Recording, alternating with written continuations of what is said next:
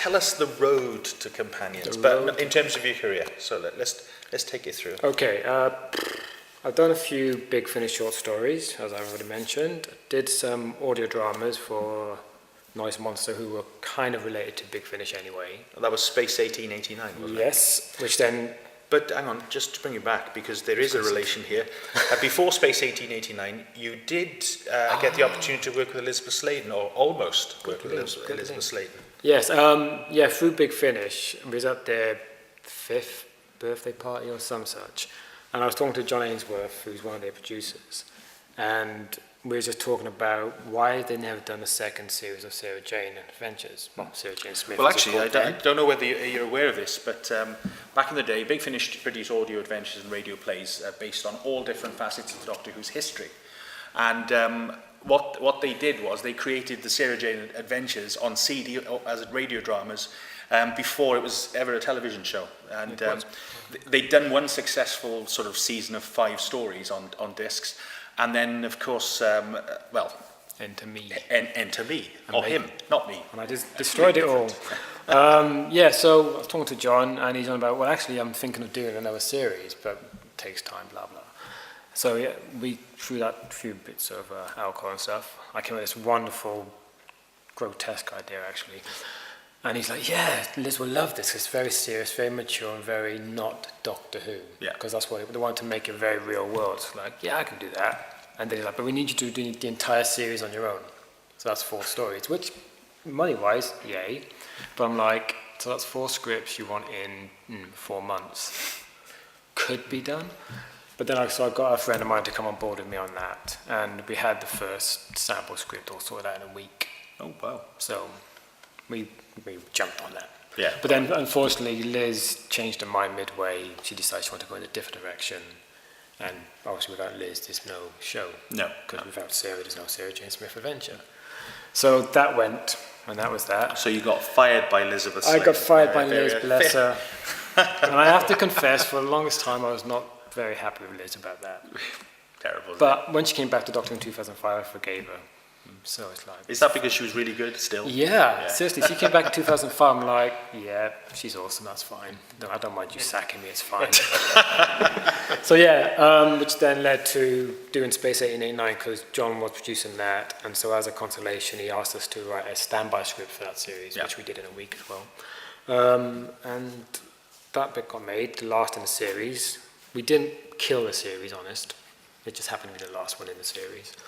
And after that, I sort of stepped away from writing for a few years, just because life got in the way, as it does.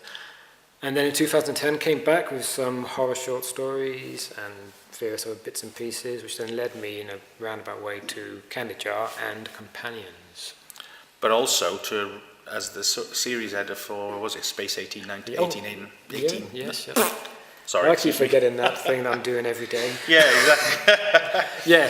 So Through On-Tree Reads were my digital publishers. Because steampunk's become very popular, really as at the moment. And so they said, like, oh, we want to do some sort of steampunk stuff. And I goes, well, I know the property you need. Yeah. Because I've worked in it anyway. I know the guy who owns it, blah, blah. So we worked out a deal. I took over as editor, developing the storyline, writing the first story, and been doing that now for 4 years. It does feel longer. Certainly does to me. It sometimes runs ideas past me. And I never run out of ideas. But it's interesting, isn't it? You've got the physical publishing, you've got the digital publishing, and somewhere in the middle it all meets and sort of coalesces. I mean, do you think digital will ever sort of take over from paper, or do you think... No. For me? Yeah. No. But I'm not a representative book buyer. So you don't buy books? No, I buy books, but I'm still in love with the physicality of the book. I mean, I'm surprised now by the number of there's basically just buying for the Kindle now, or whatever it is. Because there's an awful lot of Doctor Who books being published specifically for online only, isn't it? Doing their doctor by doctor short story thing. So let's pull it back again, because that was just a simple question. There'll always be it's like vinyl, you can still go and buy vinyl records, and they're probably better quality than the ones that were being put out 20 years ago, because they're better plastic, And more importantly, Kindle has no scent to it. books do. Got no That's text. very true. It's missing the whole you tactile buy a new dimension, book, you isn't can it? Plus, smell it. if you leave a Oh, that's Kindle just on the me. bus, you only lost, well, if you lost leave a your book on the entire bus, library. if you leave a book on the bus, you've lost a couple of pounds. If you leave a Kindle on the bus, you've lost your entire library and something that's worth 120 quid. Yeah. Not exactly practical, are they? So Today? books are the way to go. Yeah. They're cheaper. Yeah. Oh, nice. But so anyway, bringing it back, let's go back to the companions. Because you basically had the opportunity presented to you to write the companions. Oh yes, what a wonderful idea. No, seriously, me and Sean were talking early last year, I think it was, because we're obviously anniversary are coming up, which is now, and we're like, we should do something, because everybody wants a piece of the anniversary pie, because everyone's going to try and do something. So we're like, what can we do that's not quite been done? Sean had one idea, which I'm like, I don't know about that. Like, let's do a book about the companions, because nothing's really been done properly in depth for, well, certainly not since '96, and all kinds of happened since then. New series, loads of books and whatnot. So Sean's like, yeah, okay, we can do that. So we finally decided what we're going to do.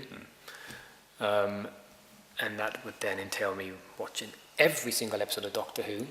That must have been terrible. It was a slog. No, I happen to know that he thought he could just remember everything and that, it'd be fine. Well, no, I figured what I can do, I just watch key episodes because I know Doctor Who. Yeah. I thought. But then, literally, probably about day 2, I was like, I'm going to have to watch the whole lot just to make sure I do it right. It's 50 years of narrative. I was saying that to him at the time. How can you do it? I mean, it's impossible. It sounded like an easy idea. I mean, seriously, sit and watch Doctor Who all day, every day. What's not to do? Well, 3 weeks later? 3 weeks later, I love Doctor Who, but by the end of it, I'm like...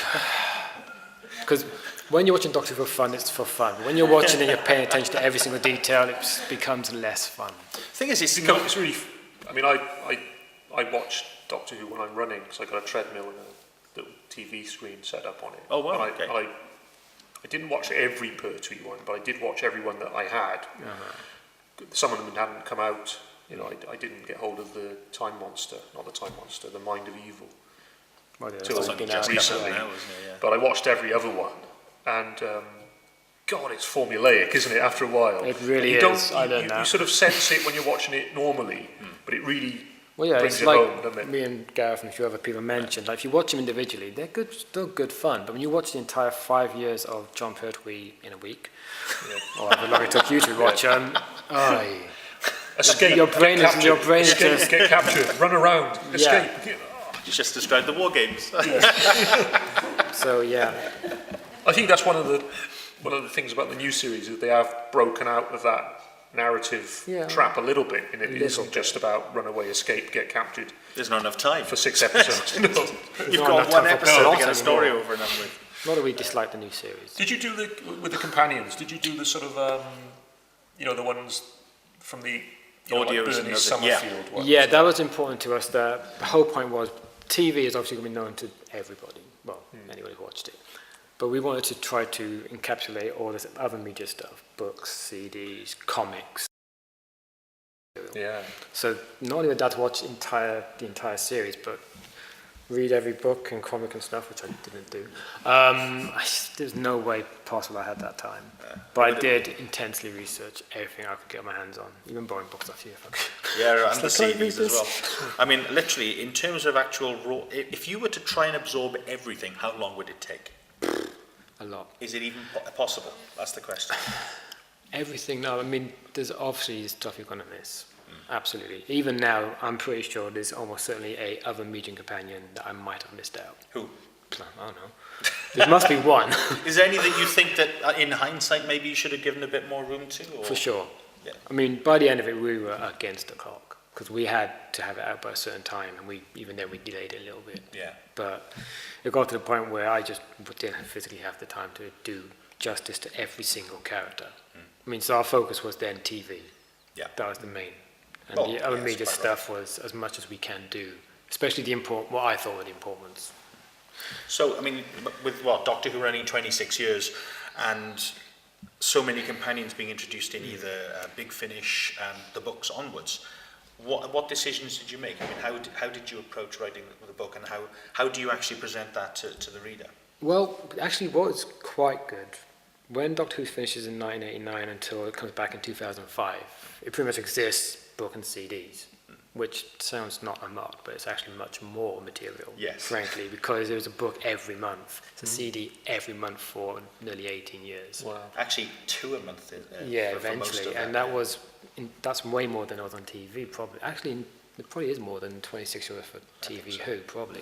Can you get hold of all that stuff, or is some of it quite hard? You can get hold of mostly the CDs. The books you could probably get hold of, but a lot of them are out of print and not cheap. Because if you're on a sort of deadline, it's often just getting Well, hold yeah. of something is difficult. Well, sure. I mean, to read every book again in 5 months was Yeah. physically not going to be possible. I It think really the wouldn't have been. I think the biggest problem, though, of course, if you want to read the Doctor Who books, I mean, they do stretch so far back into the history of the show, and they are so monolithic when you realise just how many have been published. Well, this is the thing. So my key was, right, for that 18-year gap where it's not on TV, I'm focusing, because I basically treated that more importantly than, say, a past Doctor book that deals with, like, an old companion. Okay. So, because, like, the 7th Doctor and the 8th Doctor, majority of their stuff is books and CDs, audios, yeah.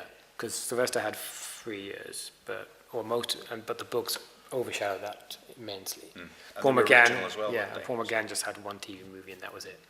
But 10 years worth of books. So How many books do we know? a lot. That's the answer is no. No, I should think it's got to be at least 70. Well, there were 2 a month, one missing one Well, right the way up until because I know Mad Dogs and 96. Instrument was the 100th book, but that included both past and 8th. I So think it's got to probably be about at least 350. in total. Yeah, Something like I did have them all. That's a monolithic amount of books, whichever way you look at it, really, isn't it? I mean, being part of the people who've actually managed to write for the show and being part of that monolith must be, it's deep down must be really satisfying, especially if you're a fan of the show. Oh, I mean, yeah. What are your thoughts on that? Still, I mean, even now, reading the companions, I'm like, yeah, I'm part of it at least on some level, and that's nice. Even the short stories, I'm part of it. You feel know? the same way? Oh, totally. What is it about Doctor Who that speaks to you? I mean, both of you actually. What is it that really genuinely makes you? I'll take out Why I want to write this? I just want to write it. Well, there's a number of things from my childhood that I'm very fond of, but you know, I quite like Star Trek. You know, the early one, even though I never admit it in public. But Doctor Who sort of short circuits all my critical faculties. I just love it on that uncritical level. Mine too. Yeah.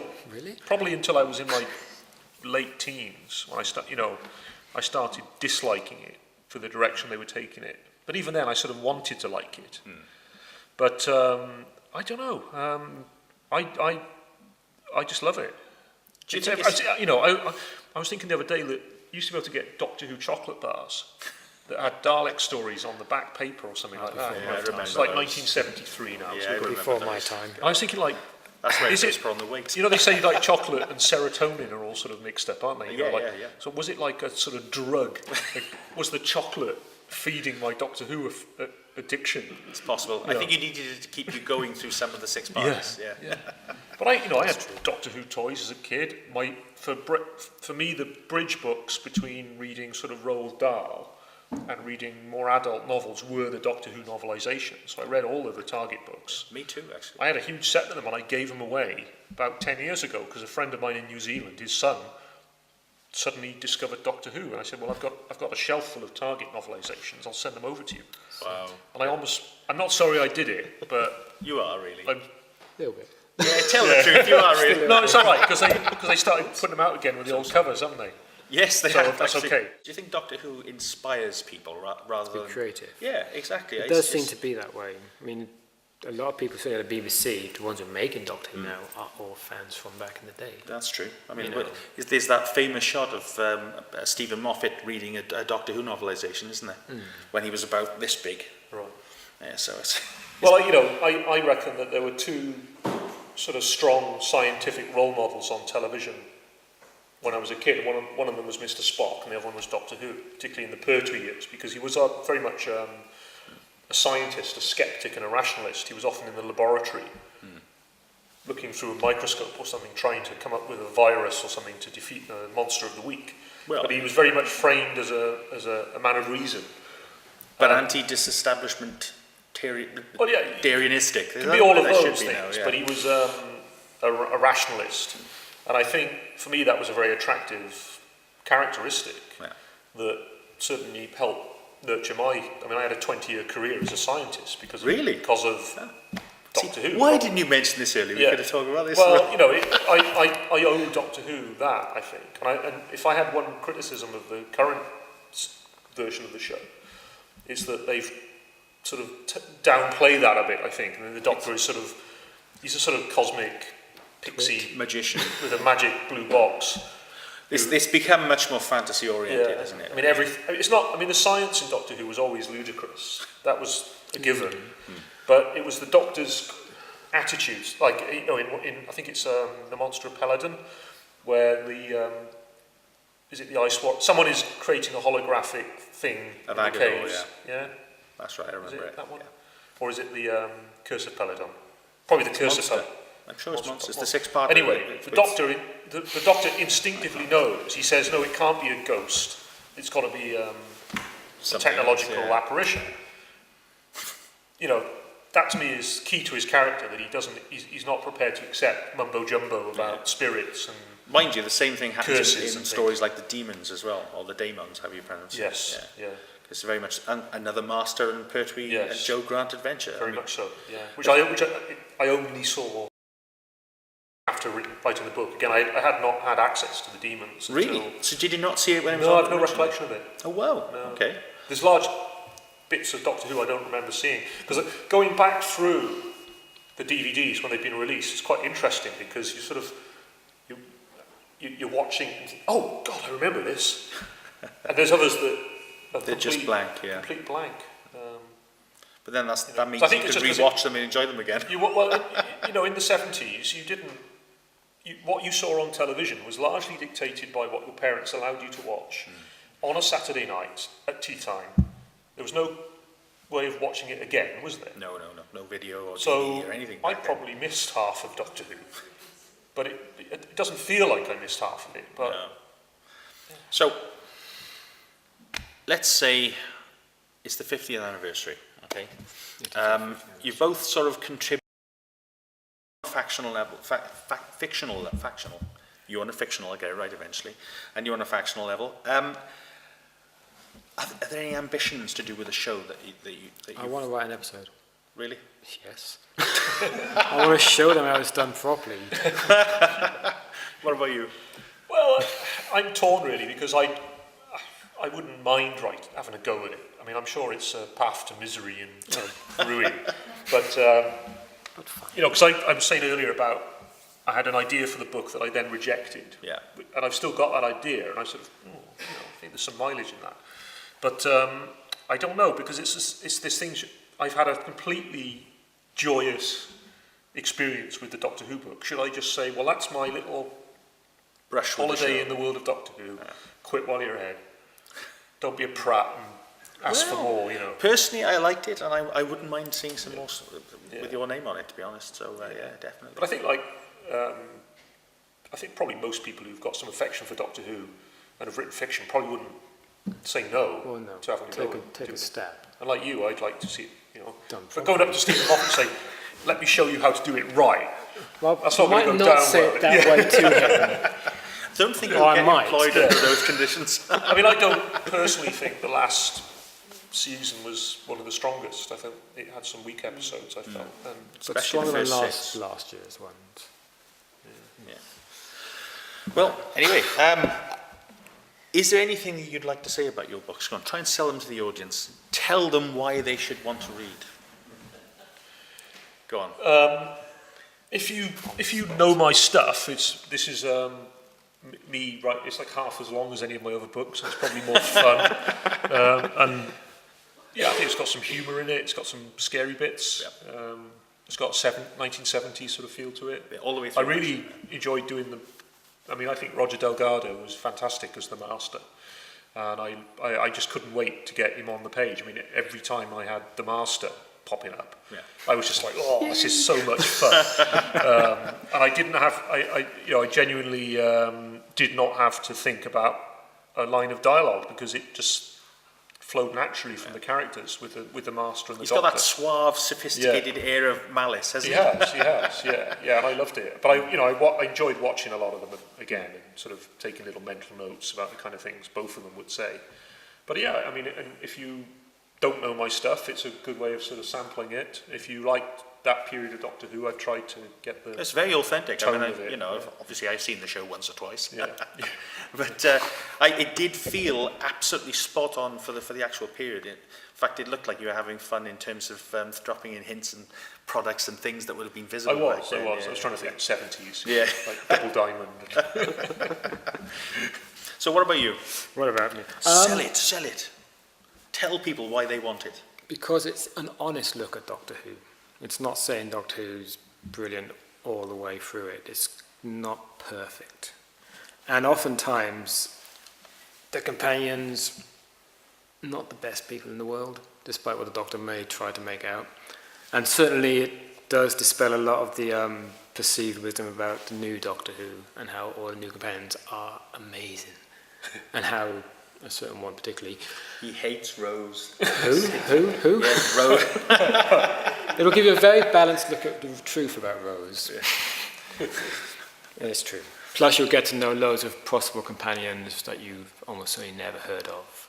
And how the books and the audios pretty much inspired most of the new stuff.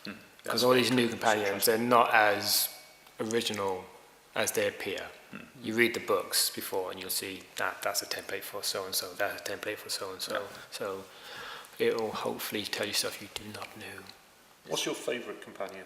Oh, grief. Okay, I'll have to go with Sarah Jane and Donna. Okay. So. I thought you did not for Layla. No, Leela, bless her, no. She's great, but no. Hypothetically, if I did another Doctor Who book, it would be Tom Baker and Leela. Oh, brilliant. Right. Just because I could, we should kill them, Doctor, No, Leela, we can't do that. Yes. Yeah. I genuinely love Sarah Jane. I mean, I was a tremendous fondness for her companion. But there was something about genuinely, Katie Manning was probably the first woman I had a crush on, if I'm going to be brutally honest with you. But it was something about her speech mannerisms seemed, I sort of felt I could do them, in the book. Yeah. But I could have done Tom Baker and Leela as well. You should have done a third than Sarah.